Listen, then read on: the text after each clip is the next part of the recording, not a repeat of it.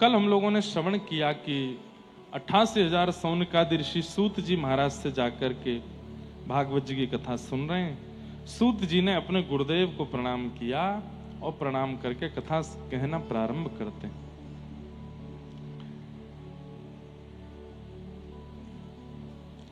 सबसे पहले सूत जी ने गुरु को वंदन किया और गुरु वंदन करते हुए वे कहते हैं, मुनय साधु पृष्टोयम भवद्भिलोक मंगलम यत्कतः कृष्ण संप्रश्नो येनात्मा सुप्रसिद्धति। दब रही है थोड़ा। हे साधु पुरुषों, आप लोगों ने जो प्रश्न किया है वो बहुत उचित है। क्यों? क्योंकि आपके प्रश्न से कृष्ण लीला का प्राकट्य होगा। यहां पर एक बात स्पष्ट करते हुए सूत जी कहते हैं कि प्रश्न सदा ऐसे करो जिन प्रश्नों से भगवत चर्चा प्रारंभ हो, भगवत लीला प्रारंभ हो। भगवत लीला भगवत चर्चा का प्राकट्य जिस प्रश्न में ना होता हो, ऐसा प्रश्न सामाजिक रूप से नहीं करना चाहिए। एकांतिक रूप में कर लो, एकांतिक भाव में कर लो। लेकिन जब समाज में पूरी संगत बैठी हो तो ऐसा प्रश्न करना चाहिए जिस प्रश्न से महाराज जी या प्रश्न का उत्तर देने वाले वो कोई लीला सुनावे, वो कोई भाव सुनावे। जैसे अनेक प्रश्न अभी देखे, उन प्रश्नों को देख करके एक चिंतन, एक भक्त की लीला हमको याद आई। एक कृष्णदास नाम के बहुत भक्त हुए हमारे व्रज में। एक सिद्ध श्री कृष्णदास थे, सिद्ध कृष्णदास। सिद्ध कृष्णदास बाबा ये बहुत कम अवस्था में, 14-15 वर्ष की अवस्था में वृंदावन आ गए। और वृंदावन आकर के इन्होंने संत महात्मा साधुओं से बस थोड़ी नाम दीक्षा ले ली और यमुना जी के तट पर बैठ करके भजन करने लगे। लेकिन इनका मन नहीं लगा। क्यों? दर्शन करने की बड़ी इच्छा होती थी। और उस समय वृंदावन में गोविंद देव जी प्रकट हुए थे, पर मुगलों के आक्रमण के कारण गोविंद देव जी जयपुर चले गए थे। बहुत ध्यान से सुनना।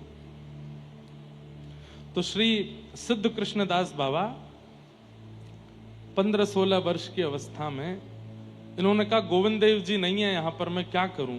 तो ये भी जयपुर चले गए। और जयपुर जाकर के वहीं गोविंद देव जी के मंदिर में जाके पुजारी जी से कहा, मुझे कुछ सेवा दे दो, मैं बस दर्शन करूंगा, भजन करूंगा, सेवा करूंगा। ऐसे ही पूरा जीवन व्यतीत करना है। 15 साल का बालक। तो पुजारी जी ने इनको एक सेवा दे दी। मंदिर में ये सेवा करते, दर्शन करते, प्रसाद पाते और भजन करते। बस यही इनका काम। बहुत ध्यान से सुनिएगा बंधु। 15 वर्ष 16 वर्ष की अवस्था में गोविंद देव जी मंदिर गए। केवल प्रसाद, दर्शन और भजन यही करते, कहीं बाहर भी नहीं जाते मंदिर से। 10 वर्ष हो गए। जब इनकी अवस्था हुई 26 वर्ष की, तो 26 वर्ष की अवस्था में धीरे धीरे इनको क्रोध आने लगा। और शास्त्राज्ञा करते हैं कि क्रोध प्रकट रूप है किसका? काम का। यदि किसी व्यक्ति को भयंकर क्रोध आ रहा है तो इसका मतलब है कि उसके अंदर काम भी है। काम कई बार प्रकट नहीं होता। और हमारे भारत की तो परंपरा भी ऐसी है कि काम छुपाते हैं लोग। लेकिन काम अपना दूसरा रूप दिखा देता है, क्रोध। छोटी छोटी बात पर गुस्सा आ जाता है, दांत कसकसाने लगते हैं, चिल्लाने लगते हैं, गालियां देने लगते हैं, मारपीट तक उतर आते हैं, छोटी छोटी बात पर तबाही मचा देते हैं। इसका मतलब है वो व्यक्ति के अंदर काम भी बहुत है। तो जब इनके अंदर क्रोध प्रकट होने लगा, अब मंदिर में दर्शनार्थी आते, उनसे लड़ लेते, कभी चिल्ला देते, कभी गुस्सा करते। फिर ये अपने आप सोचते, मुझे इतना क्रोध क्यों आ रहा है? एक रात्रि तो ऐसा हुआ कि इनको काम का अनुभव भी हो गया। दूसरे दिन सुबह उठकर के इतनी चिंता में पड़ गए कि मैं पिछले 10 वर्ष से गोविंद देव जी की शीत प्रसादी पाता हूं, एकादशी व्रत करता हूं, केवल दर्शन करता हूं, मंदिर में सेवा करता हूं, फिर मुझ में काम और क्रोध क्यों प्रकट हो रहे हैं? बहुत ध्यान से सुनने वाली बात है। मैंने एक दिन भी किसी व्यक्ति के हाथ का कुछ नहीं पाया, बाहर कभी मैं गया नहीं, किसी को नजर उठा के देखता नहीं, गोविंद देव जी का प्रसाद पाता हूं, भजन करता हूं, दर्शन करता हूं, फिर मुझ में काम क्यों आ रहा है, क्रोध क्यों आ रहा है? तब इन्होंने कई महापुरुषों से पूछा, लेकिन कोई भी उत्तर नहीं दे पाया। तब इनको एक विद्वान ने कहा कि आप कामवन जाओ और वहां जय कृष्ण दास बाबा विराजते हैं, उनसे जाके इसका समाधान पूछो। तो व्रजमंडल के राजस्थान क्षेत्र में कामवन वे आए और वहां आकर के बाबा को अपनी स्थिति बताई कि बाबा 10 साल से गोविंद देव जी की प्रसादी पा रहा हूं, गोविंद देव जी के चरणों में रहता हूं, मंदिर का मार्जन करता हूं, एक बार भी बाहर नहीं जाता कुछ, फिर मेरे अंदर काम क्रोध क्यों आया, मुझे बताइए। तो बाबा हंसकर के कितना सुंदर उत्तर देते हैं। बोले गोविंद देव जी के चरणों में केवल 10 वर्ष निकाले हैं, पर काम वासना में तो अनेक जन्म निकाले हैं।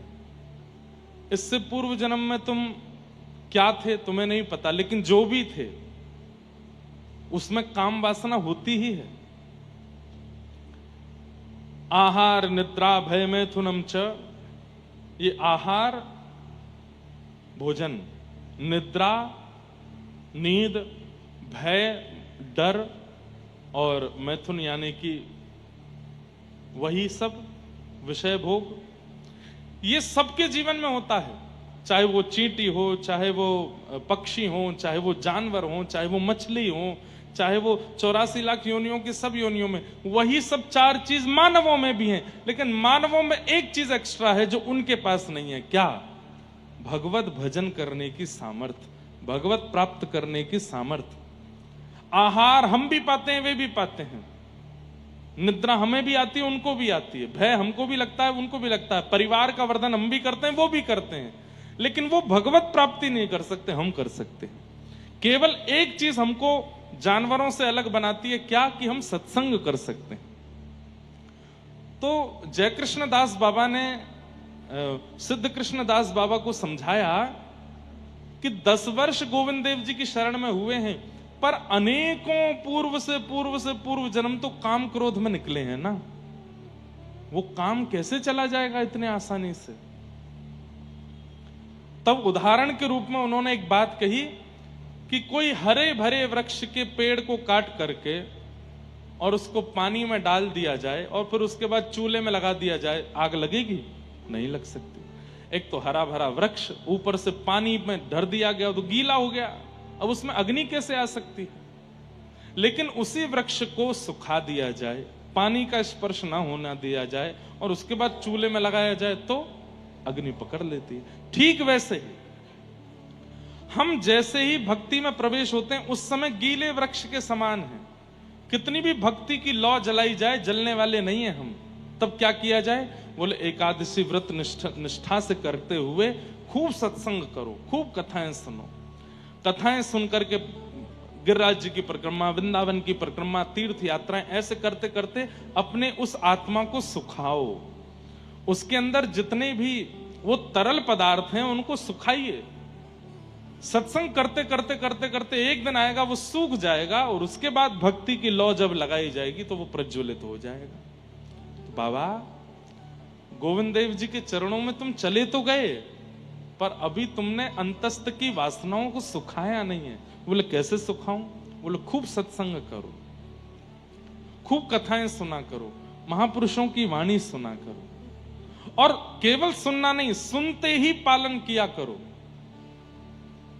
ये बालक जो उठ उठ के जा रहे हैं, इनसे हमारी प्रार्थना अब पीछे ही बैठना आओ तो, क्योंकि सबको कथा सुनने में विक्षेप होता है और अब कोई उठना नहीं, जो उठेगा उसको बगल वाले की कसम है।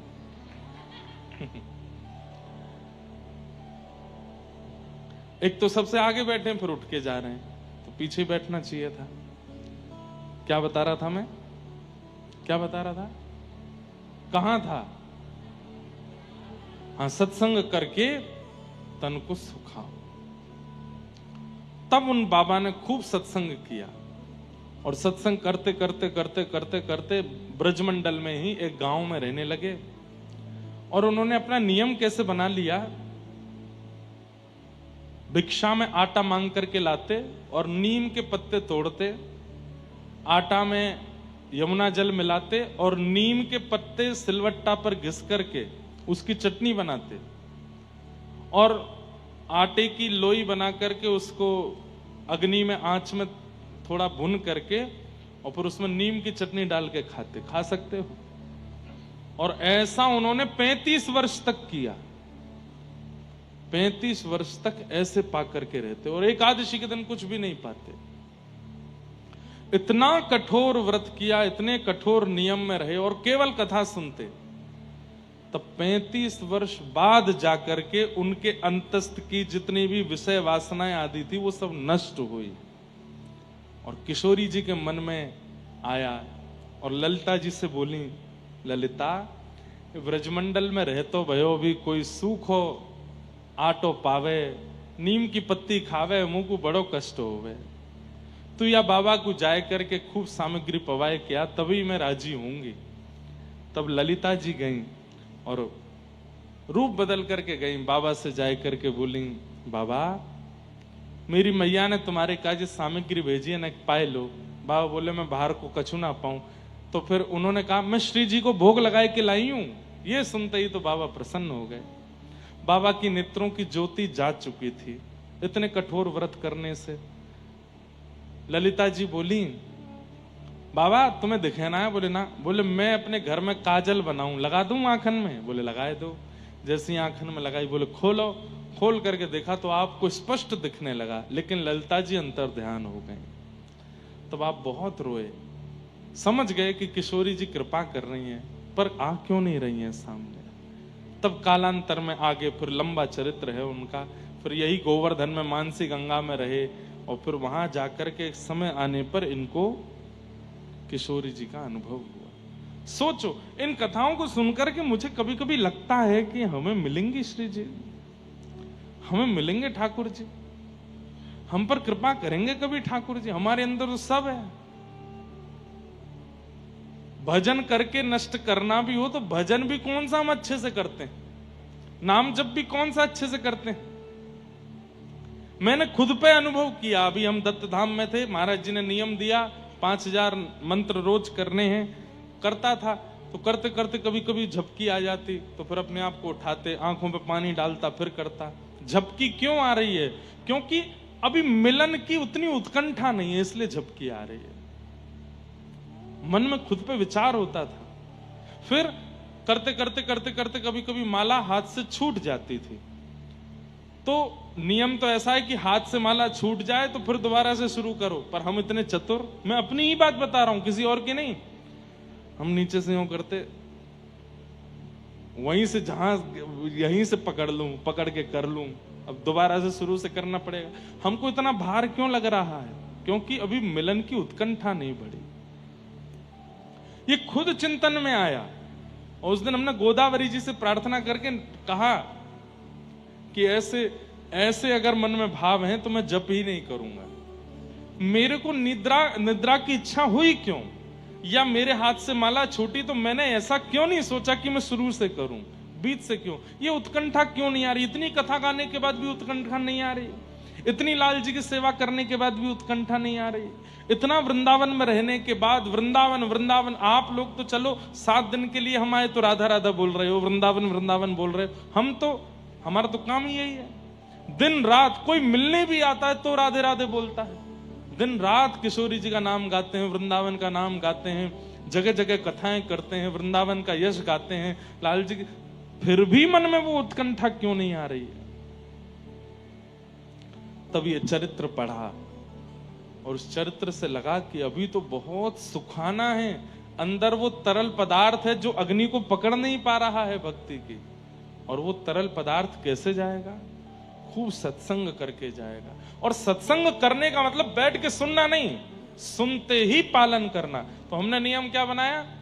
अभी गृहस्थाश्रम में है, परिवार में है, इतने ज्यादा नियम तो नहीं ले सकते, पर जो भी कथा भक्तमाल जी की, भागवत जी की, मानस जी की पढ़ते हैं, उसमें से जो पालन हो सकती है उसी समय पालन होनी चाहिए, उसी समय लगनी चाहिए, उसी समय से करनी है। धीरे धीरे धीरे धीरे कई कई अवगुण थे, सबको धीरे धीरे छोड़ते जा रहे हैं, सब धीरे धीरे शांत करते जा रहे हैं।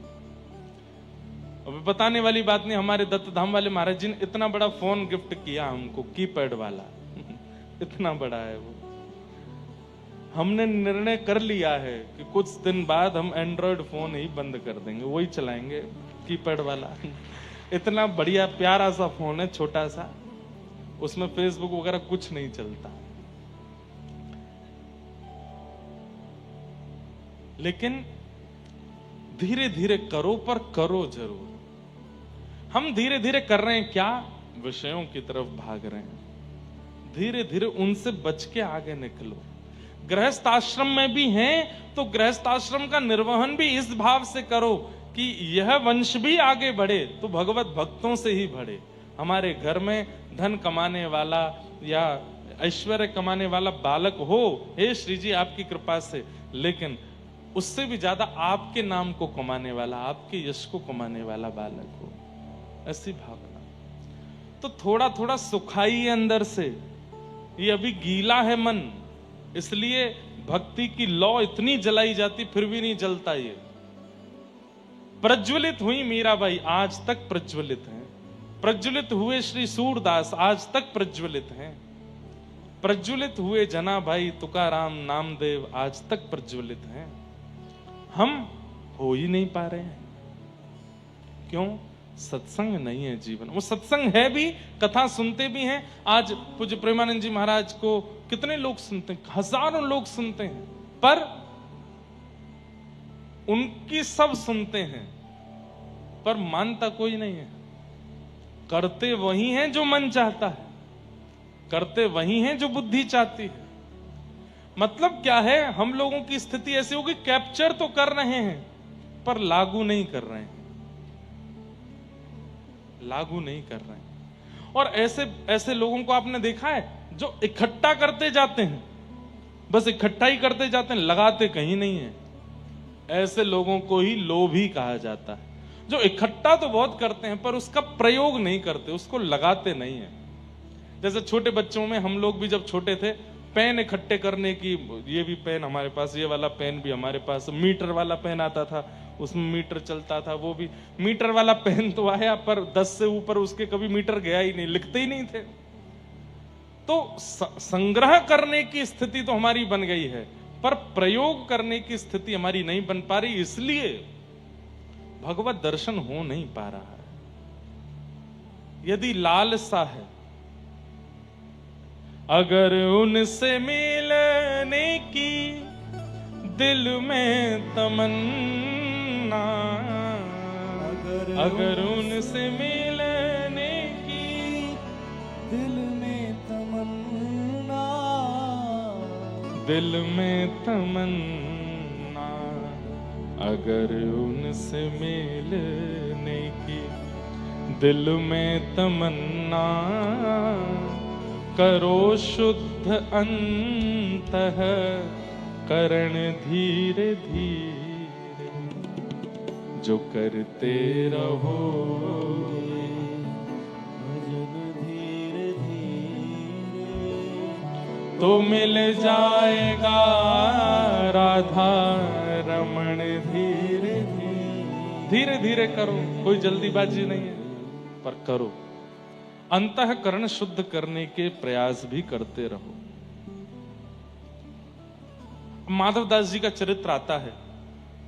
श्री जगन्नाथ प्रभु के परम भक्त श्री माधवदास, आप 24 वर्ष की अवस्था में पहली बार जगन्नाथपुरी गए थे। 24 वर्ष की अवस्था में। पहले सदगृहस्थ थे, पत्नी बच्चे सब थे, पर बालक को जन्म देते देते पत्नी पधार गई। आप और ज्यादा परेशान हो गए कि अब इस बालक की रक्षा कौन करेगा। तभी आपने देखा एक वृक्ष के ऊपर से एक अंडा नीचे गिरा, और आप देख रहे थे, और वो अंडा जैसे ही नीचे गिरा तो नीचे आकर के सूखे पत्तों के ढेर में गिरा, और अंडे का कुछ भी नहीं बिगड़ा।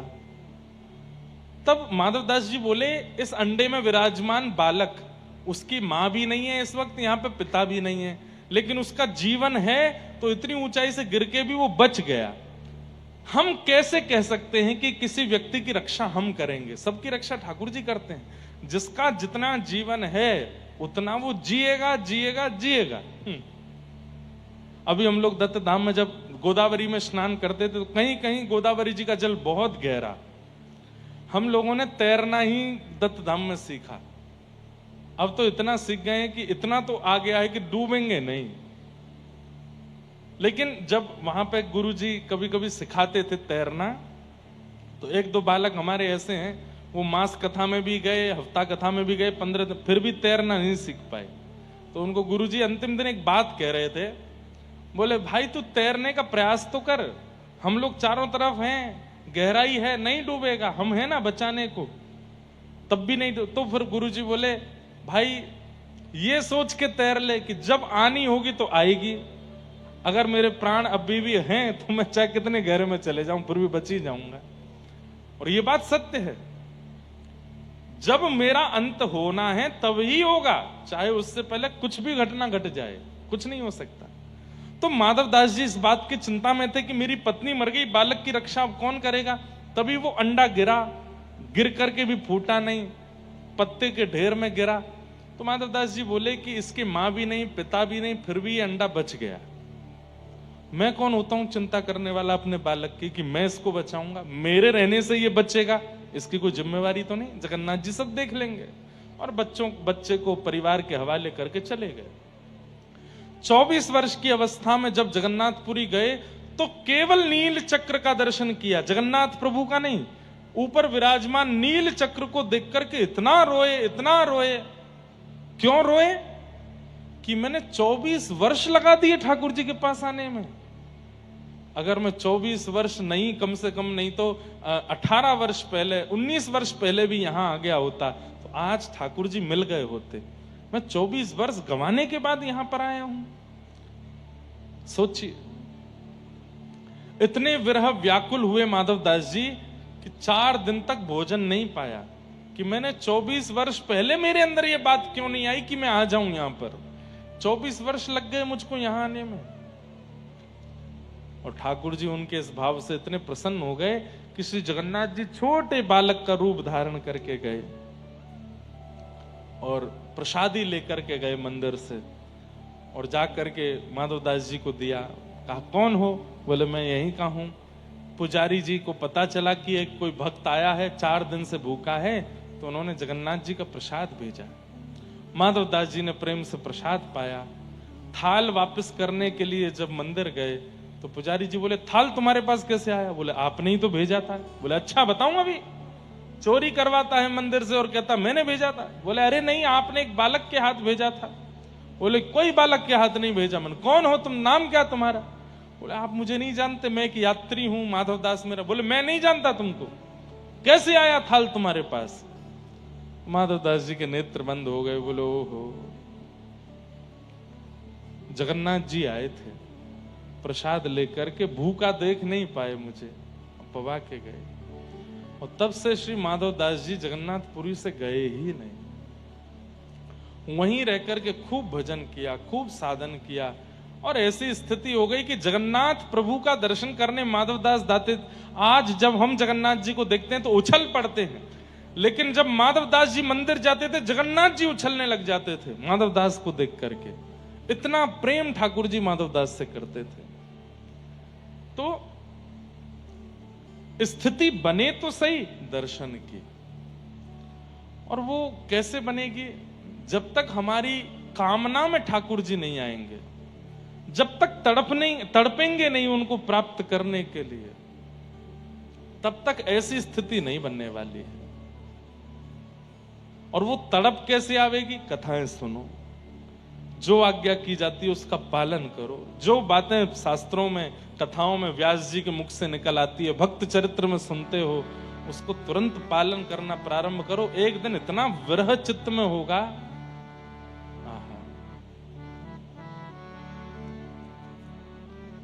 भक्तिमती मीराबाई का एक बहुत सुंदर पद है,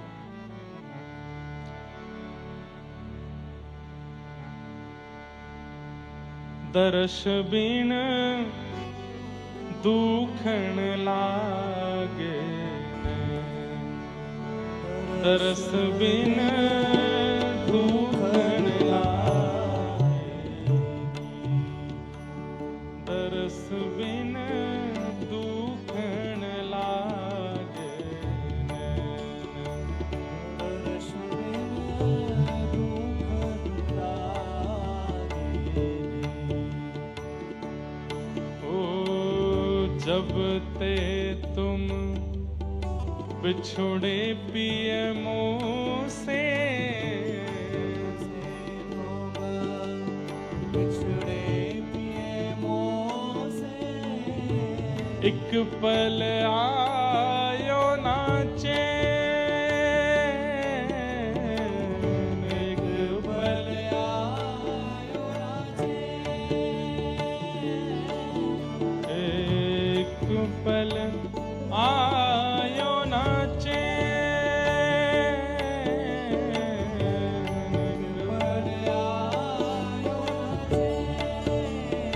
दरस बिन दुखन लागे, दरस बिन दुखन लागे। दरस बिन दुखन लागे, दरस बिन दुखन लागे। दरस बिन दुखन लागे, दरस बिन दुखन। और क्या कह रही हैं भाई साहब? शब्द सुनत मेरी छतिया कांपे, शब्द सुनत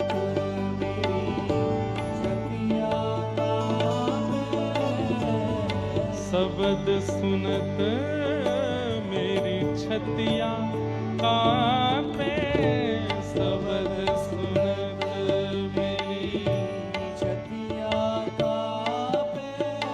किसी ने कहा तो फिर मत सुना करो। कृष्ण नाम सुनकर के, कथा सुनकर के हृदय यदि इतना तुम्हारा विचलित होता है तो मत सुना करो। ऐसी जगह जाके बैठ जाओ जहां कोई भगवान नाम ना गाया जाता हो। भाई साहब बोली कैसे रहूं? क्यों? मीठे लागे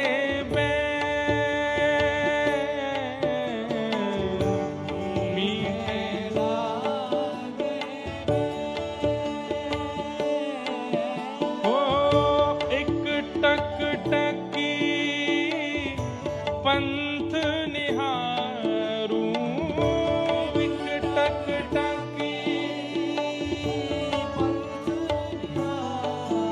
एक टक टकी पंथ निहारूं, एक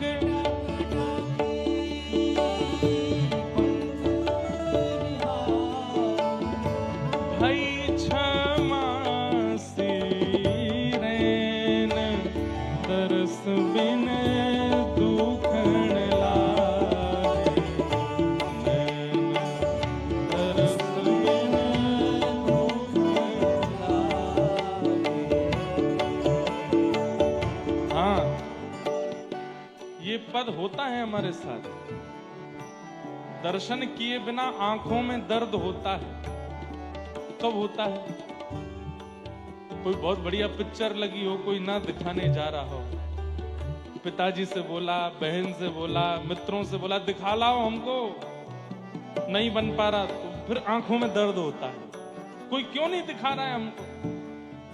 लेकिन भगवत दर्शन के लिए कभी दर्द नहीं होता। अपनी प्रियतमा को देखने के लिए दर्द होता है। अपने प्रियतम को देखने के लिए दर्द होता है। कभी ऐसा हुआ है कि राधा रमन जी नहीं गए हम लोग 6 महीने से, अब व्याकुलता हो रही है, परेशानी हो रही है। सबको नहीं होता, किसी किसी को होता है। मैं सोशल मीडिया देख रहा हूं, मेरे को राधा रमन जी दिख क्यों नहीं रहे हैं? ये व्याकुलता हुई कभी नहीं होती।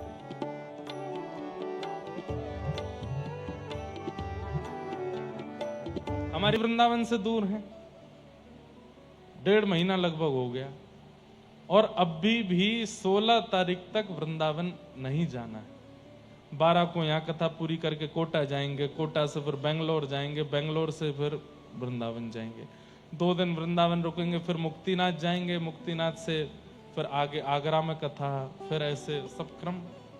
इतना ठाकुर जी अपने आप विरह वियोग दे देते हैं। शायद इसीलिए कथाओं में इतने भाव प्रकट हो जाते हैं, क्योंकि वियोगी चित्त है, तो विरह दो। सूत जी महाराज कहते हैं, सवै पुंसाम परो धर्मो यतो भक्तिर अदोक्षजे अहैतुक्य प्रतिहता ययात्मा संप्रषेदति। सभी प्राणी मात्र का परम धर्म क्या है? यतो भक्तिर अदोक्षजे, अदोक्षज भगवान की अहैतुकी भक्ति करना। अहैतुकी भक्ति किसे कहते हैं? कैसी भी परिस्थिति आ जाने पर उस भक्ति का त्याग ना करना। कैसी भी परिस्थिति आ जाने पर उस भक्ति का त्याग ना करना। जैसे कुम्मन दास जी का एक बहुत प्रसिद्ध चरित्र मैं कहता हूं कथा में, कि उनके एक पुत्र की मृत्यु हो गई, 7 पुत्र थे। तो जैसे कुम्मन दास जी को पता चला कि मेरे एक पुत्र की मृत्यु हुई, तो कुम्मन दास जी बेहोश होकर गिर पड़े। नगरवासी, ग्रामवासी सब लोग बोले, अरे राम राम राम, इतने बड़े भजनानंदी साधक और केवल पुत्र के मरने की खबर सुन के बेहोश हो गए। काय बात का भजन किया इन्होंने, काय बात का साधन किया, अपने पुत्र का मोह नहीं निकाल पाए चित्त से। अरे इनसे बढ़िया तो हम हैं, हमारे घर का कोई सदस्य मर जाए तो हम रोएंगे, बेहोश तो हम नहीं होते। इतना बड़ा भजन साधक कुम्मन दास, और पुत्र की मृत्यु की बात सुन के मूर्छित होकर गिर पड़ा। जब ये बात गोसाई श्री विठलनाथ जी को पता चली, तो गोसाई जी मुस्कुरा के बोले, पुत्र की मरने की बात सुन के मूर्छित नहीं हुआ है वो, तो बोले वो इसलिए मूर्छित हुआ है कि पुत्र मर गया, अब 13 दिन तक सूतक लग गया, अब 13 दिन तक मैं मंदिर नहीं जा पाऊंगा, श्रीनाथ जी को नहीं देख पाऊंगा, इसलिए मूर्छित हुआ है वो। बोले अरे आप तो बात बना रहे हैं। बोले रुको दिखाता हूं। मूर्छित अवस्था में कुम्मन दास जी, कोई पानी डाल रहा है, कोई कुछ कर रहा है, उस समय कान में जाकर के कहते हैं, गोसाई जी तू चिंता मत कर, मंदिर की एक खिड़की खोल देंगे, भीतर भले ही मत आना, वहां से ठाकुर जी का दर्शन कर लेना। इतना सुनते ही उठ बैठे जग करके और बोले, पुत्र की क्रियाएं करो, जो अंत्येष्टि होनी है वो सब क्रियाएं करो। समझ में आई बात?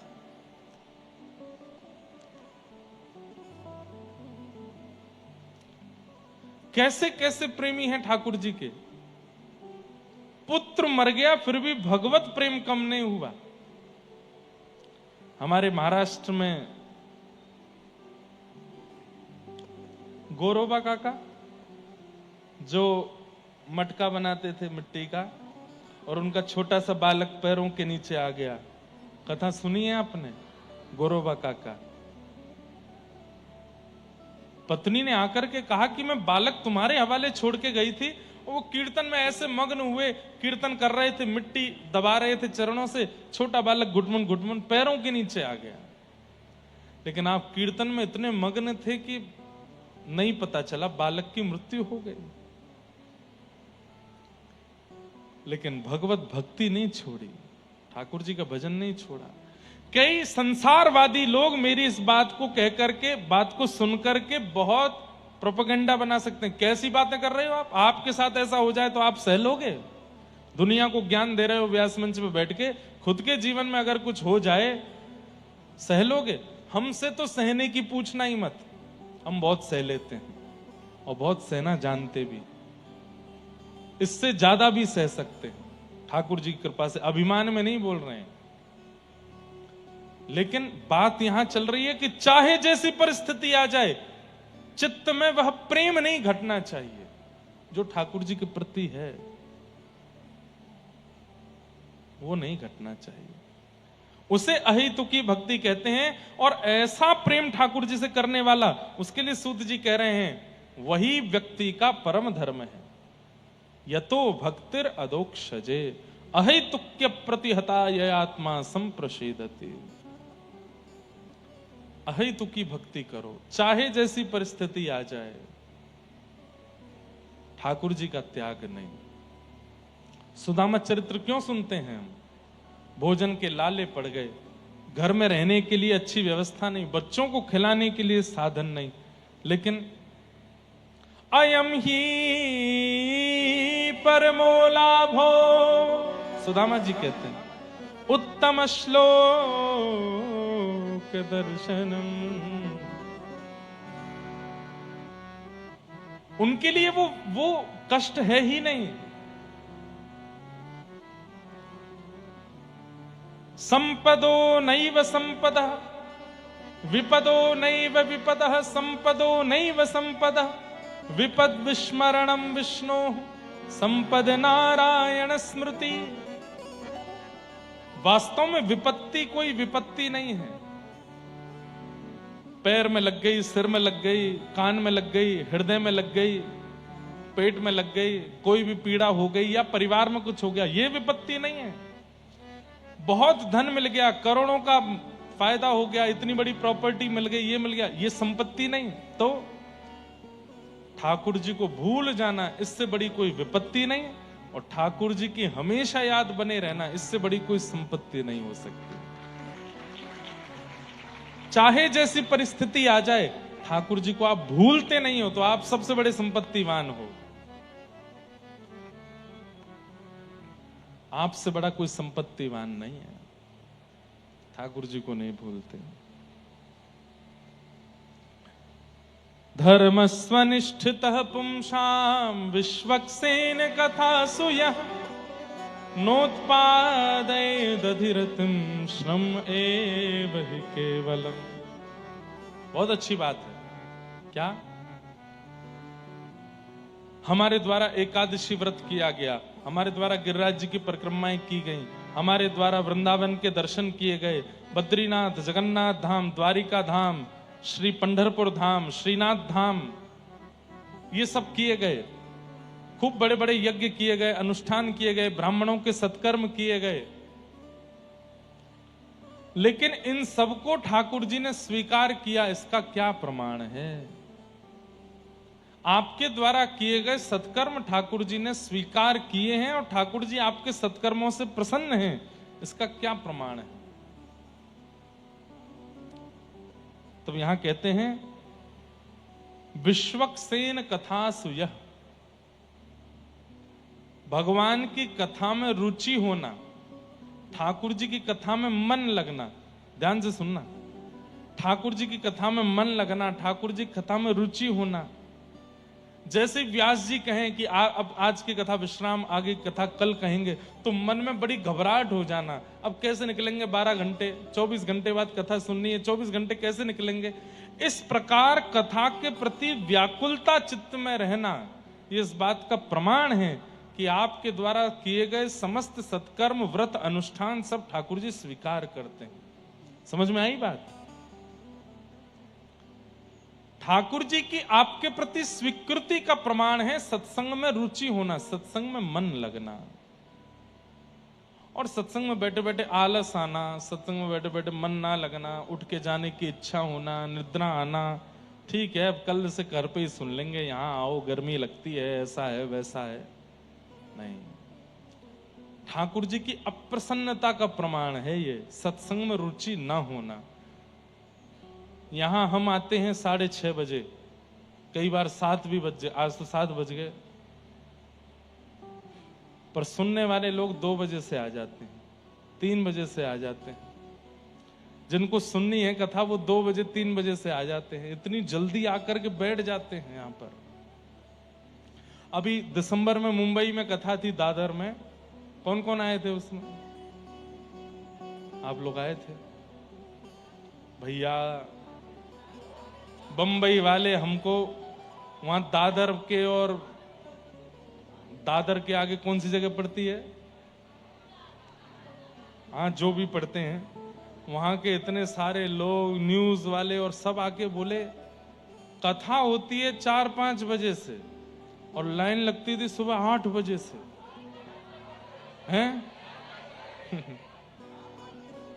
अंतिम दिन की कथा में तो रात्रि 12 बजे से बच्चे और सब युवा बालक, मैं अपनी जहां रुका था वहां खिड़की में से देखूं और जहां तक देखूं लाइन रात में 2 बजे। मैं तो उठा था जल पीने के लिए और मैं देखूं तो हरे कृष्ण महामंत्र चल रहा है। मैंने कि भाई 2 बजे कौन गा रहा है? नीचे देखा तो लोग बाग बैठे हैं, किस लिए? कथा सुनने के लिए। मेरे सच में उस दिन तो आंख में आंसू आ गए थे कि सुबह कथा अभी 10 बजे से कथा होनी है, सुबह अंतिम दिन जल्दी थी कथा, और रात में 12 बजे से लोग बैठे नीचे। क्यों? वहां लाइन लगती थी, लाइन लग के भीतर, और जो पहले आएगा उसको आगे बैठने को मिलता था, तो हमको भागवत जी के पास बैठने को मिला। इसे 2-2 बजे से बच्चे बैठते, और कोई ऐसे नहीं कि बस ऐसे ही चलते फिरते बालक हो ना, अच्छे अच्छे घर के बालक बैठे।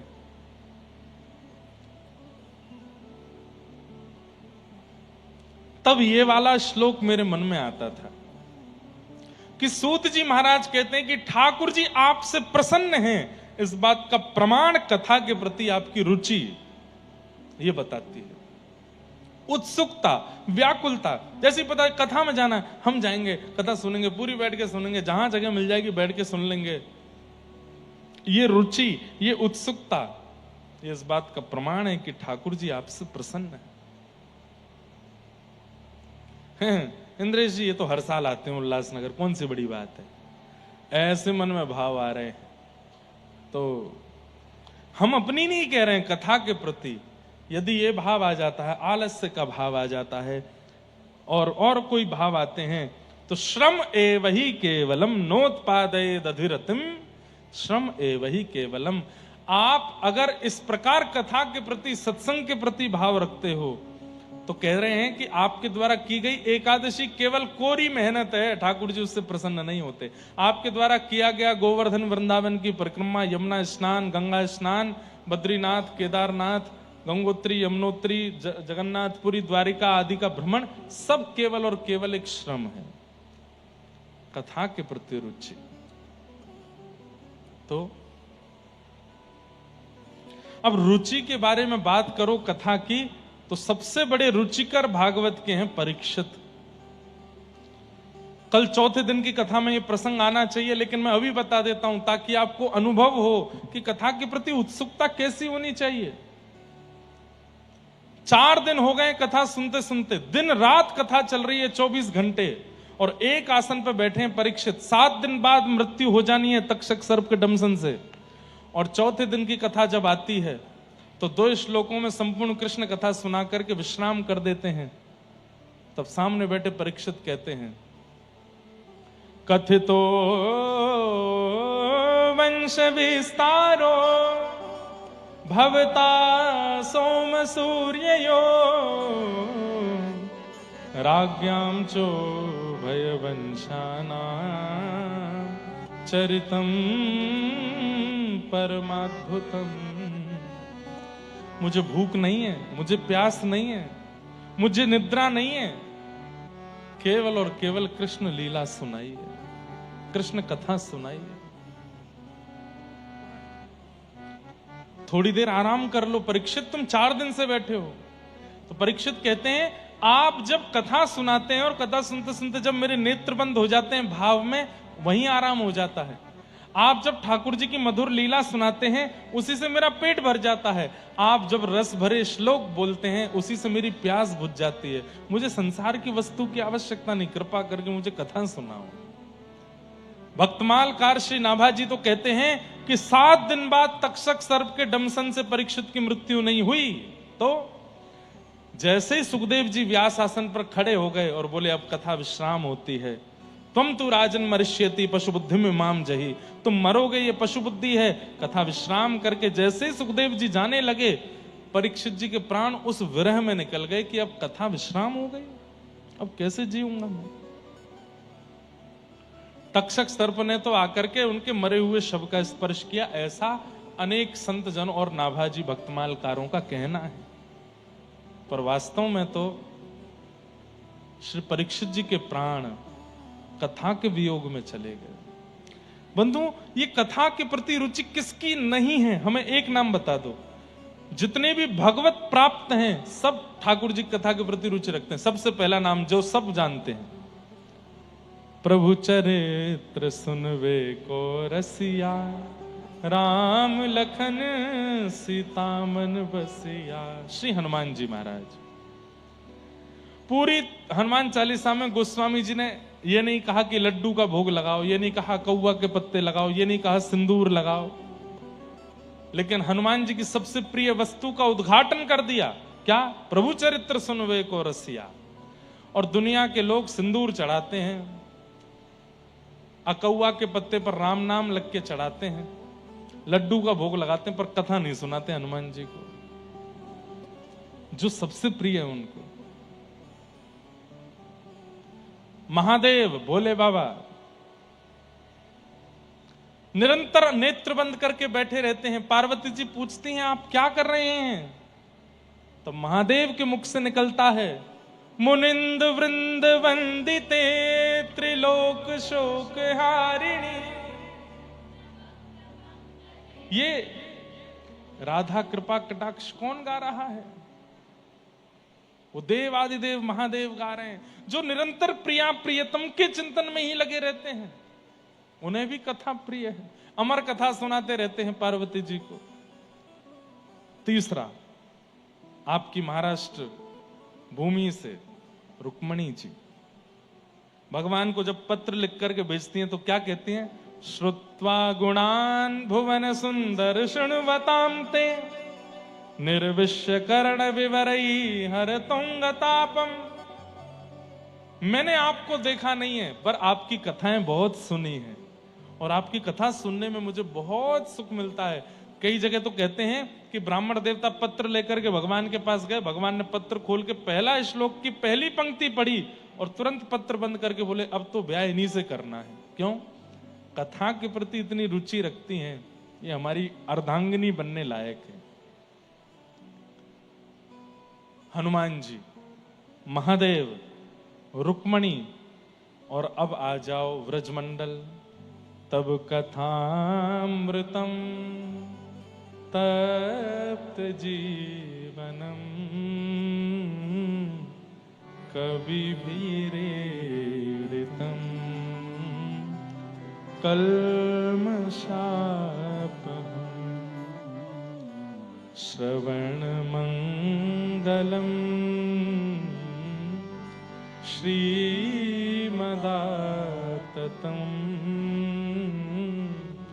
भुवि गृह्णन्ति ते भूरिदा जना। व्रज की गोपियां वो भी ठाकुर जी के विरह में यही कहती हैं कि आपकी कथा अमृत है। हे नाथ, तुम चले गए हमें छोड़ के, पर कृपा करके कथा को मत छोड़ के जाने देना, ये हमारे जीवन में सदा रहे। क्यों? कथा के प्रति रुचि इस बात का प्रमाण है कि ठाकुर जी आपसे प्रेम करते हैं। और या फिर ऐसा कहो, कथा के प्रति रुचि ही ठाकुर जी को आपके प्रति प्रेम कराएगी। आप बहुत सुंदर तिलक लगाते हो, एकादशी व्रत करते हो, कंठी माला पहनते हो, सुबह 4 बजे उठ के कीर्तन करते हो, बहुत सुंदर सेवा करते हो, नाम निष्ठ हो, भजन निष्ठ हो, प्रसाद निष्ठ हो, लेकिन कथा के प्रति रुचि नहीं, तो ठाकुर जी हैं ही नहीं आपके। मैं 1-2 लोगों से ऐसों से मिला हूं, उनके घर पर रुका, 4 बजे उठ के भजन करते हैं, खूब सुंदर तिलक लगाते हैं, इतनी बढ़िया सेवा करते हैं ठाकुर जी की, इतना बढ़िया सब भोग प्रसाद, पर कथा में जब वो आते थे मुझको लेके, उनके घर ही रुका था मैं, विदेश की बात है। मैं जैसे व्यास मंच पे बैठा तो मैं नजर घुमा के देखी तो सो गए। और मैंने कहा चलो थक गए होंगे, कल रात्रि में भारत से आया हूं, इसलिए रात्रि में आए थे, सुबह जल्दी उठ गए इसलिए सो गए होंगे। अगले दिन फिर सो गए, तीसरे दिन फिर सो गए। वो 7 दिन तक सोते ही रहे, कथा प्रारंभ होते और सो जाते। एक दिन मैं उनके साथ बैठा तो मैंने उनका अवगुण नहीं बताया, पर मैंने परखना चाहा कि कथा के प्रति रुचि नहीं है इनकी, सो जाते हैं। कुछ तो किसी रूप में तो बताएंगे, किसी रूप में तो पता चलेगा कि कथा का प्रभाव नहीं है। और उसका पता चल गया। क्या? अपनी पूरी दिनचर्या गाने लगे मेरे आगे। महाराज जी मैं 4 बजे उठ जाता हूं, पिछले 35 साल से मेरा नियम है, 4 बजे उठ जाता हूं। हारी बीमारी आंधी तूफान ये वो फलाना, और दुनिया के लोग सिंथेटिक इत्र मंगाते, मैं कन्नौज में एक व्यक्ति है उसी से ही इत्र मंगवाता हूं, ठाकुर जी का प्योर इत्र। अपना हाथ आगे कीजिए। मैंने हाथ आगे किया, लगा सूंघ के देखे, मैंने बहुत बढ़िया है। मैंने कहा लाओ थोड़ा हमको भी दे दो। आपके लिए भिजवा दूंगा, मैं घर भिजवा दूंगा आपके लिए। नहीं अभी नहीं दूंगा। ये वस्त्र देख रहे हैं महाराज जी, इसमें असली चांदी का काम है, इसमें असली सोने का काम है। बस जैसे ही उन्होंने अपना उद्घाटन किया, बातों का पता चल गया कि सत्संग नहीं है। क्यों? क्योंकि अपने भजन का प्रचार कर रहे हैं, अपनी सेवा का प्रचार कर रहे हैं, अपनी बातों का प्रचार कर रहे हैं। ठाकुर जी इनसे प्रसन्न नहीं है। सत्संग निर्माण करता है व्यक्ति का। इसीलिए यहां पर कहा गया धर्मस्वनिष्ठितः पुंसाम विश्वक्सेन कथास्वयः नोत्पादये दधिरतिम श्रम एव ही केवलम। क्यों तुकाराम जी महाराज सत्संग के लिए कहते, नामदेव जी सत्संग के लिए, ज्ञानेश्वर माउली सत्संग। अरे पंढरीनाथ भगवान मंदिर में बैठे, केवल दिन रात दर्शन करो, सत्संग मत सुनो। नहीं, कोई नहीं कह सकता ऐसा। दर्शन एक बार करो पर सत्संग पूरे दिन करो। क्यों? बोले सत्संग ही ठाकुर जी की अनुकूलता चित्त में प्रकट करेगा, उनके योग्य बनाएगा। और सत्संग में बनने वाली रुचि ही ठाकुर जी के प्रेम का आकलन बताती है, पैरामीटर बताती है कितना प्रेम है। व्यास जी बैठे, जब तक उठे नहीं तब तक ध्यानस्थ बैठ के कथा सुन रहे हैं, तो समझो पूरा पूरा प्रेम है। बीच में कभी सिर गुजा रहे हैं, कभी उबास ही ले रहे हैं, फोन चला रहे हैं, इधर कमर पकड़ के बैठे हैं, इधर अब बहुत देर हो गई, कोई भजन क्यों नहीं गा रहे महाराज जी, ऐसा मन में। ये सब जो थोड़ी बहुत भी विचलनता, मतलब समझो उतना ही प्रेम है, थोड़ा कम है, घटा है। कई जगह कथा होती है, वहां मैं भूल ही जाता हूं कि मुझे कुछ गाना है, वो कथा ही कथा चलती रहती है और लोग बाग सुनते रहते हैं। तो पता चलता है कि कितना प्रेम ठाकुर जी का इन सब से, कि इनका सत्संग में रुचि है, सत्संग में भाव। हनुमान जी महाराज एक बार कथा में बैठ के रो रहे थे। यत्र यत्र रघुनाथ कीर्तनम तत्र तत्र कृत मस्तकांजलिम बाष्पवारि परिपूर्ण लोचनम मारुतिम नमत राक्षसांतकम। नेत्र भरे रहते हैं हनुमान जी के जितनी देर कथा में रहते हैं, रो रहे थे। तभी राम जी से देखा नहीं कि अरे मेरा हनुमान कितना रो रहा है, मैं इससे मिलके आता हूं।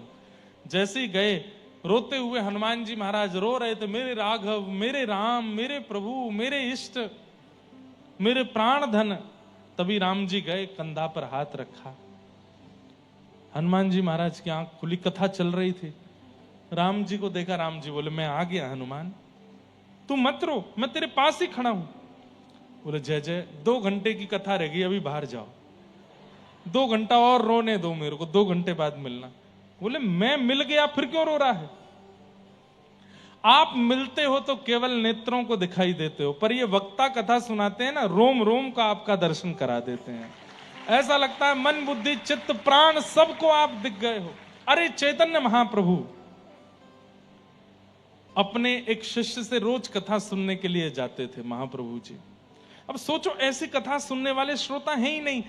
क्यों? ठाकुर जी भी प्रेम करते नहीं। चैतन्य महाप्रभु का तो नाम सुना, उनसे कितना प्रेम करते। राधा कृष्ण मिलित तनु हैं, ठाकुर जी का ही अवतार हैं, अपने शिष्य से कथा सुन रहे हैं। और कथा में कितनी सामान्य सी बात कही गई, ध्यान से सुनना, कि ध्रुव जी महाराज 5 महीने से तप कर रहे हैं। चैतन्य महाप्रभु सुन रहे हैं, कथा में कह रहे हैं श्री ध्रुव जी महाराज 5 महीने से भजन कर रहे हैं। तिरात्रांते कपित्थ बदरासन। पहले महीने कैसे भजन किया? बोले 3 रात्रि कुछ नहीं खाते, 3 रात्रि बाद केवल कपित्थ फल खा के भजन कर रहे हैं, ओम नमो भगवते वासुदेवाय। दूसरा महीना जब प्रारंभ हुआ तो 6 दिन तक कुछ नहीं खाते, 6 दिन बाद केवल पत्ते खा करके जल पी के भजन कर रहे हैं। तीसरा महीना जब प्रारंभ हुआ तो केवल वायु पी करके भजन कर रहे हैं। चौथा महीना जब प्रारंभ हुआ तो 12 दिन में एक बार श्वास लेकर के भजन कर रहे हैं। 12 दिन तक श्वास नहीं लेते, अपने श्वास रोक करके भजन कर रहे हैं। 5वां महीना जब प्रारंभ हुआ तब श्वास को भी रोक लिया, ना अन्न खा रहे हैं, ना वायु पी रहे हैं, ना जल पी रहे हैं, ना श्वास ले रहे हैं। अपनी मन बुद्धि चित्त सबको एकाग्र करके ओम नमो भगवते वासुदेवाय का भजन श्री ध्रुव जी महाराज कर रहे हैं। चेतन महाप्रभु सुन रहे हैं सामने बैठ के। और तभी भगवान के मन में इच्छा हुई कि इनको दर्शन देना है, और श्री ठाकुर जी गरुण पर बैठ करके आए और सामने आकर के खड़े हो गए। लेकिन गरुण जी बोले, जय जय, ये ध्रुव बालक को दर्शन देने आप आए, ये तो आंख बंद करके खड़ा है। तभी ठाकुर जी कहते हैं, अभी इसको अंतःकरण में दर्शन देना है। तभी भगवान उनके चित्त में प्रकट हो जाते हैं और चित्त में दर्शन करके ध्रुव जी बड़े प्रसन्न होते हैं। और अचानक से चित्त में दिखने वाले ठाकुर जी अंतर ध्यान हो गए। और जैसे ही ध्रुव जी के चित्त से अंतर ध्यान हुए, ध्रुव जी ने तुरंत नेत्र खोल करके कहां गए नाथ, आंख खोल के देखा तो वही छवि सामने खड़ी थी। अब सोचिए, कथा चल रही थी यही, ध्रुव जी के अंतस्थ में ठाकुर जी प्रकट हो गए और प्रकट होने के थोड़ी देर बाद अंतर ध्यान हुए। अब आगे कहना था कि ध्रुव जी ने नेत्र खोले तो वही ठाकुर जी बाहर। इतना बोल नहीं पाए व्यास जी कि विरह आतुर होकर के चेतन महाप्रभु रोने लगे, नेत्रों से आंसुओं की पिचकारी चलने लगी। हे मेरे प्राणनाथ, हे जगन्नाथ, हे नाथ, आप क्यों चले गए? अभी तो चित्त में आए थे, मुझे छोड़ करके क्यों चले गए? इतने विरह व्याकुल हो गए, इतने विरह व्याकुल हो गए, जहां बैठे थे वहीं पृथ्वी का खोदना प्रारंभ किया, वहीं पृथ्वी में ढूंढने लगे, मेरे श्याम सुंदर कहां हैं? कहां मोर प्राणनाथ मुरली वदन, कहाँ जाऊं कहाँ पाऊं मदन मोहन, कहाँ जाऊं कहाँ पाऊं। उनके शिष्य जो व्यासपीठ पर बैठे वो बोलना चाह रहे हैं कि ध्रुव जी ने फिर नेत्र खोले तो चित्त के ठाकुर जी सामने खड़े हैं, पर इतने बोलने का अवसर नहीं मिला। ठाकुर जी अंतर ध्यान हो गए, इसी से इतने विरह व्याकुल हो गए चेतन महाप्रभु, रोने लगे, मूर्छा आने लगी, पृथ्वी को खोदने लगे। ठाकुर जी उनकी विरह वेदना को देख नहीं पाए और जैसे ही पृथ्वी खोदने लगे, कहां है मेरे प्राणनाथ, क्यों चले गए मुझे छोड़ के, मैंने क्या अपराध किया, अभी तो आए थे चित्त में, क्यों चले गए? और जैसे इस भाव से पृथ्वी खोदने लगे, तभी पृथ्वी के भीतर से श्री गोपीनाथ प्रकट हो गए और श्री चेतन महाप्रभु ने उनको हृदय से लगा लिया। और उन्हीं गोपीनाथ जी को, अपने शिष्य वक्ता को उन्होंने सेवा के लिए दिए। फिर कालांतर में जब चैतन्य महाप्रभु भगवत धाम प्रस्थान कर गए, जगन्नाथ जी में विलीन हो गए, तब उनके शिष्य रो रो करके इतने बेहाल हुए कि उनकी कमर झुक गई। तो गोपीनाथ जी को चंदन नहीं लगा पाते थे, तो गोपीनाथ जी के मुंह पे चंदन लग जाता था, तो एक पुजारी रख दिए। ठाकुर जी बोले, पुजारी से सेवा नहीं कराऊंगा, सेवा तुम ही करोगे। तो बोले, मेरी कमर झुक गई नाथ, हाथ नहीं आता। तो ठाकुर जी बैठ गए नीचे और आज भी विराजमान है टोटा गोपीनाथ। सब जगह खड़े हुए ठाकुर जी हैं, त्रिभंग लली श्याम सुंदर हैं, जगन्नाथपुरी के पास में टोटा गोपीनाथ। ऐसे जैसे हम बैठे हैं, ऐसे बैठे हुए ठाकुर जी वंशी बजा रहे हैं। ये वही ठाकुर जी हैं जो महाप्रभु जी को पृथ्वी से प्राप्त हुए। कथा सुनते सुनते विरह हो गया।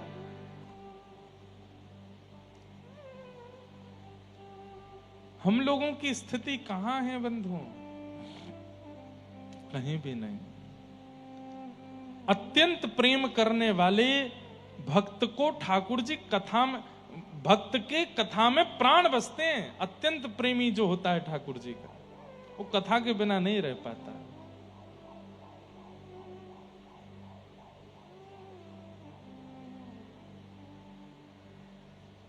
कथा के बिना नहीं रह पाता।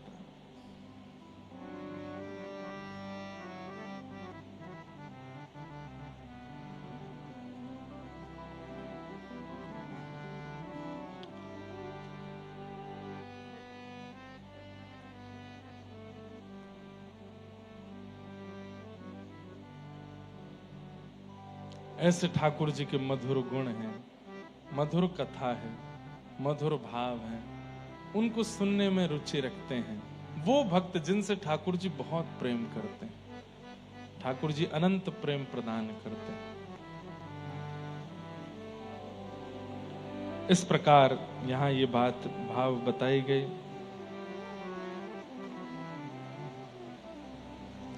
धर्मस्य यापवर्गस्य नार्थोऽर्थायोपकल्पते नार्थस्य धर्मैकान्तस्य कामो लाभाय स्मृत। धर्मस्य यापवर्गस्य, धर्म अपवर्ग है, पवर्ग नहीं है। अपवर्ग मतलब प फ ब भ म, पाप, फल, बंधन, भय और मृत्यु। इन पंच स्थितियों में भगवत स्मरण करने वाला व्यक्ति उचित भक्त नहीं माना जाता। कौन कौन सी पंच स्थिति? पाप करने के बाद भगवत दर्शन, पाप करने के बाद प्रायश्चित रूप में भजन करने वाला व्यक्ति, फल की प्राप्ति से भजन करने वाला व्यक्ति, बंधन में बंध करके भजन करने वाला व्यक्ति, भय से भजन करने वाला व्यक्ति, और मृत्यु समीप आई है इसलिए भजन करने वाला व्यक्ति ठाकुर जी को प्रिय नहीं है। हां, भजन के फल से उसको जो चाहेगा मिलेगा, लेकिन भगवत प्राप्ति नहीं हो सकती। पाप, फल, बंधन, भय, मृत्यु की स्थिति में भजन करने वाला व्यक्ति, वो तो बिना किसी कामना के भजन करता है, बिना किसी कामना के ठाकुर जी को याद करता है, बिना किसी भय से ठाकुर जी का स्मरण करता है। उसके अंदर कोई कामना नहीं है, कोई पाप का प्रायश्चित नहीं है, कोई फल की कामना नहीं है, कोई बंधन नहीं है, कोई भय नहीं है। वो तो निर्भय होकर के ठाकुर जी का भजन करता है।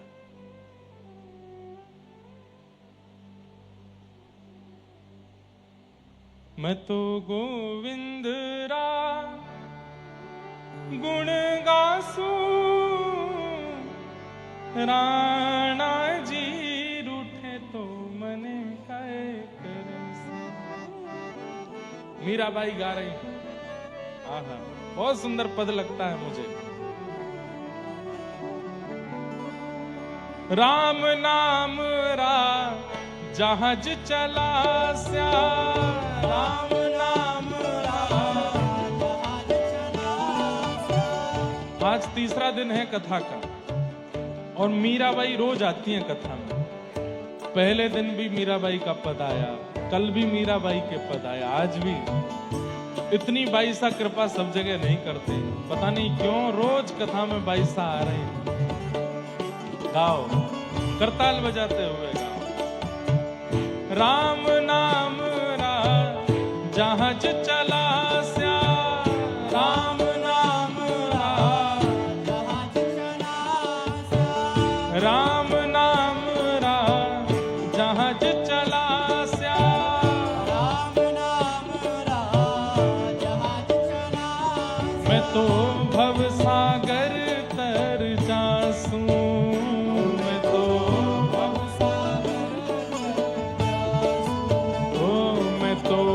भव सागर तर जासू, मैं तो भव सागर तर जासू।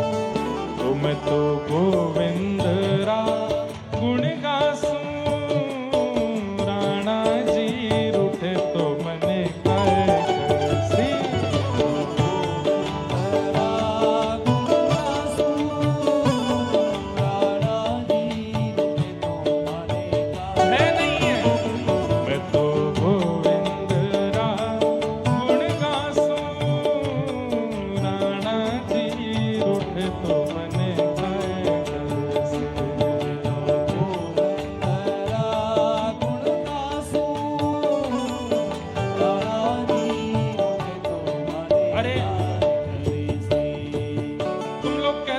भजन मत किया कर मीरा, और किया कर तो धीरे धीरे किया कर, तेरे देवर को अच्छा नहीं लगता।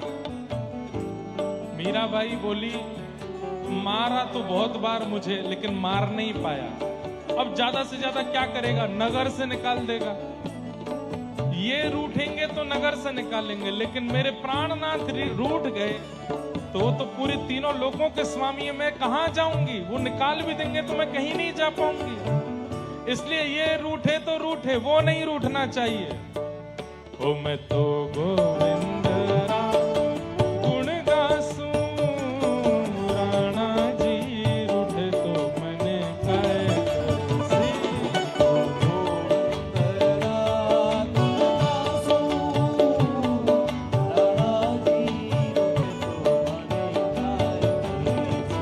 हे चरणामृत नेम हमारा,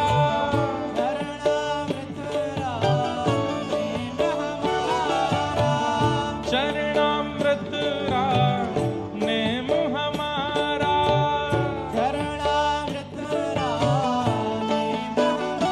मैं तो नित उठ दर्शन पासूं, मैं तो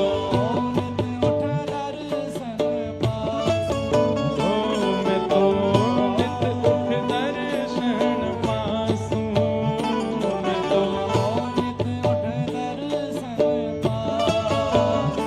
मैं तो गोविंद गुण गासूं, राणा जी रूठे तो मने काय करसी।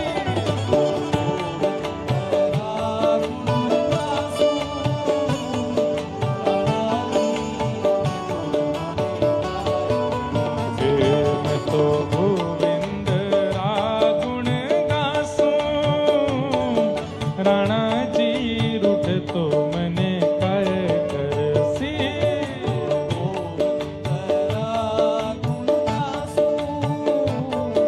प्यारे गिरधर लाल की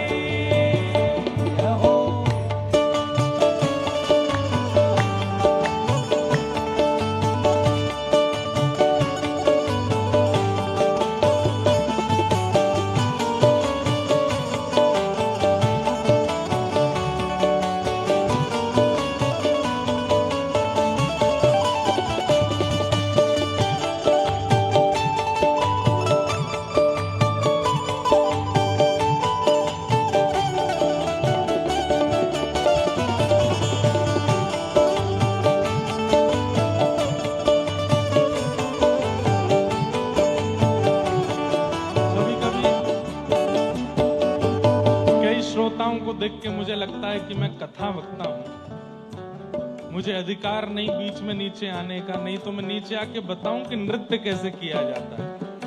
अरे दोनों भुजाएं उठा करके एक पैर इधर करो, फिर एक पैर इधर करो, और मन में ये विचार करो, अब जो बैठे हैं वो बैठे ही रहो, खड़े नहीं हो, कि एक भुजा हमारी श्री ठाकुर जी ने पकड़ी है और दूसरी भुजा श्री किशोरी जी, और दोनों तरफ से हमारे साथ नृत्य कर रहे हैं। मैं तो गोविंद गुण गासूं, राणा जी रूठे तो मने काय करसी।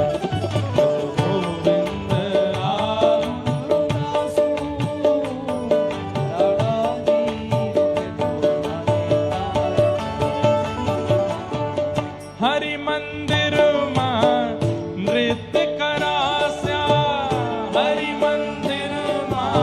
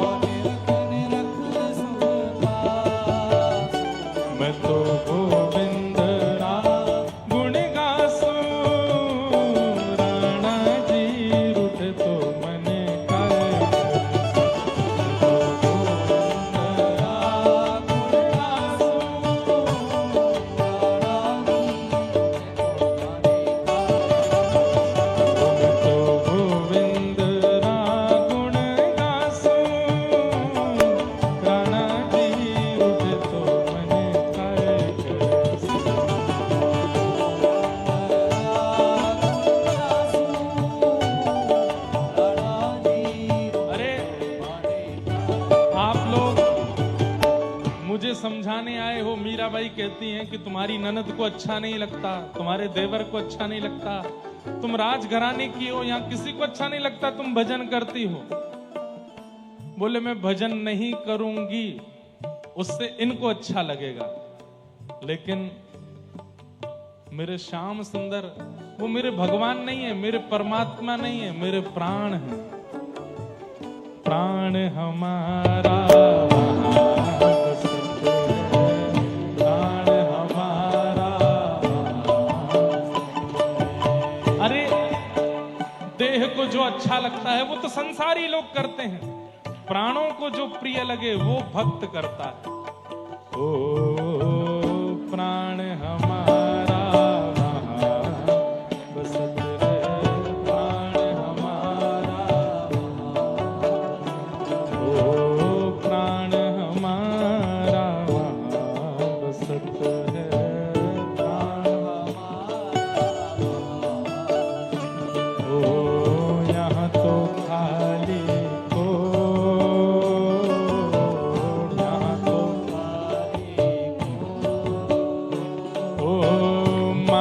पिता परिवार सोई है, माता पिता परिवार सोई है, माता पिता परिवार सोई है, माता पिता परिवार सोई है। ओ कहिए तिनका तोड़ वाला, कहिए तिनका तोड़ वाला।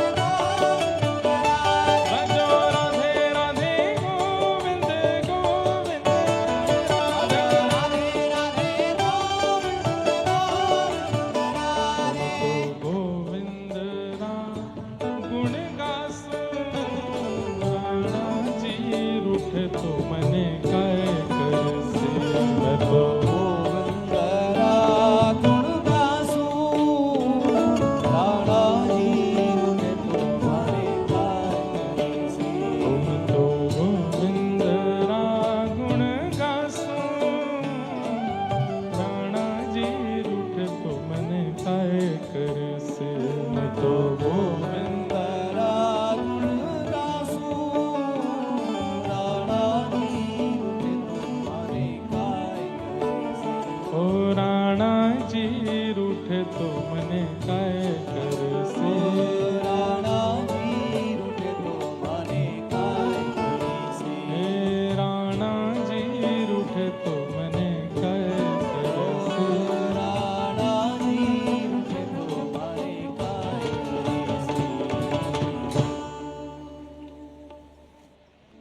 हो मेरो साहिब रीझे तो मने काय कर से। उनको रीझ ही रहे हैं मेरे गाने से, तो मैं क्यों ना गाऊं। और राणा रूठे, संसार रूठे, इनको रिझाने के लिए हम आए ही नहीं है संसार में। जो संसार को रिझाने संसार में आए वो रिझाते रहो। कभी मेकअप करके रह जाओ, सुंदर पहन के रह जाओ, नाच के रह जाओ, गा के रह जाओ, डोल के रह जाओ, उछल के रह जाओ। हम उनको रिझाने आए ही नहीं है। हम तो राधा रमण को रिझाने आए हैं, राधा वल्लभ को रिझाने आए हैं। और वो जैसे रीझें हमें वो करना है। तो धर्मस्य याप वर्गस्य, प फ ब भ म पवर्ग शब्द हैं। पाप, फल, बंधन, भय और मृत्यु, इन पंच स्थितियों में भजन किया जाए तो ठाकुर जी उसको प्रेम लक्षणा भक्ति में स्वीकार नहीं करते। पाप के प्रायश्चित्त से किया गया भजन, फल की प्राप्ति से किया गया भजन, बंधन में किया गया भजन, भय से किया गया भजन और मृत्यु समीप आने पर किया गया भजन। फल मिलता होगा इनसे, लेकिन ठाकुर जी नहीं प्रसन्न होते।